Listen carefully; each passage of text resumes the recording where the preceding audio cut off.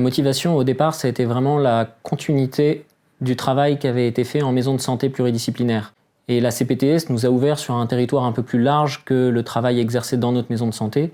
Enfin, on pouvait être dans une démarche active locale, correspondre un peu plus à ce que espéraient les gens sur un territoire, un bassin de vie. On ne peut pas continuer à travailler tout seul, il faut travailler avec les autres, et pour travailler avec les autres, il faut une maille totalement différente d'un simple cabinet indépendant. On a eu une écoute totale.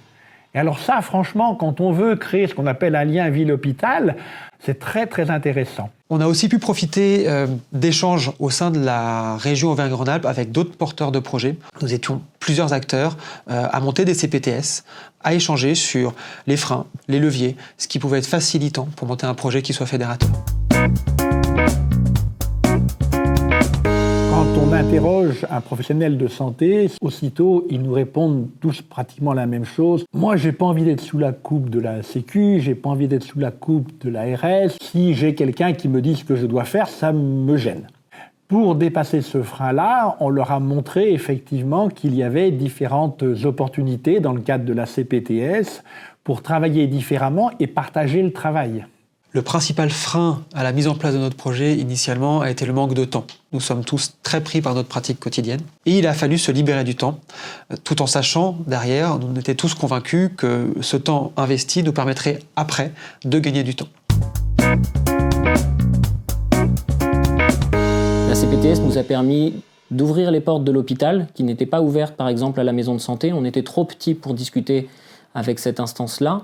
Ça nous permet vraiment de favoriser l'interconnaissance avec tous les dispositifs existants sur nos territoires et chaque mois, on découvre de nouveaux dispositifs grâce à cette structure CPTS. Le fait de se coordonner avec les centres hospitaliers nous a amené une vraie plus-value.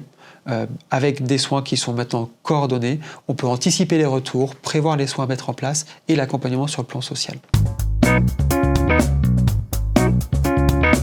Le patient, il bénéficie clairement de la coordination des acteurs du territoire, même si aujourd'hui tout n'est pas visible pour lui. Le but, c'est d'apporter ce bénéfice pour le patient d'une offre globale sur un territoire, alors qu'il n'est pas complètement à côté des grands centres de référence.